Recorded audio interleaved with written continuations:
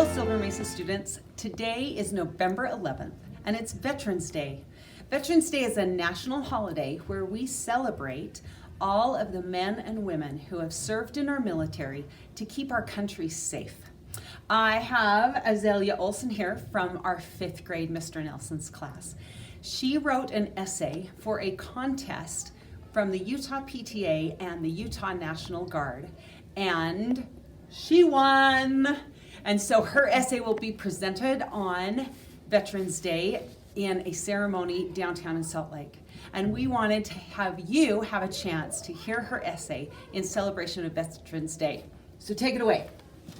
I am proud of my veteran because he was in the Navy for 4 years. Jim Weekland began serving in the Navy on August 22nd, 1962. He went from Johnstown, Pennsylvania on a train to San Diego, California, and arrived on August 25th, 1962. He went to boot camp for 16 weeks. He was up at 6 and in bed by 10. He washed his clothes on cement tables. He had breakfast at 6, lunch at noon, and dinner at 5. He marched 8 hours a day for the first 6 weeks, and then he went to put on gas masks to go through burning buildings for 2 weeks. Then he learned about the M1 rifle for a week. The next 3 weeks, he marched the grinder. For week 16, he passed in review to commanding officer and his staff. After graduation, he and 2 other guys stayed in San Diego and went to a radioman, a school, after graduation. After graduation, he was assigned to the Naval Air Station in Kodiak, Alaska. While stationed there, there was an earthquake on March 27, 1964, aka Good Friday. At 5:36 p.m., a 9.2 earthquake struck. He climbed a mountain behind his barracks because of a tsunami warning and watched as a 40 feet high tsunami roll up. The tsunami took 6 planes off the runway into the water. They had to fish the planes out of the water. His job there was a teletype operator. He had a top secret crypto clearance. In June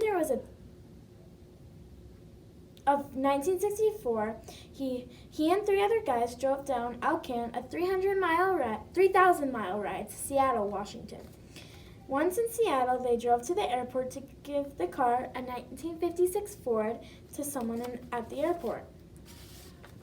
Then the 4 of them split up, each flying to their home state for a 2 weeks leave.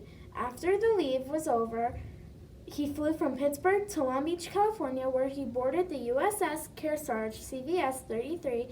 He left Long Beach on July 27th en route to Vietnam. He stopped in Hawaii for R&R for 10 days. 9 of the days, they slept on the beach. When the 10 days were up, they pressed on to Vietnam and arrived on August 4th, 1964.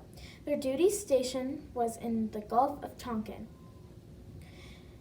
They provided air support with soldiers on the ground. In April 1965, he went for R&R to Yokosuka, Japan for 4 days. His enlistment was supposed to be up August 22, 1966, but there were no flights to the States for 30 days. So he extended his enlistment until September 29, 1966. Lastly, I'm proud of my Poppy for serving in the military when he didn't have to. He didn't necessarily have a job that put him in much danger, but his job was very important as he was responsible for sending top secret information to our troops, so they had all the information they needed to be safe themselves. Happy Veterans Day!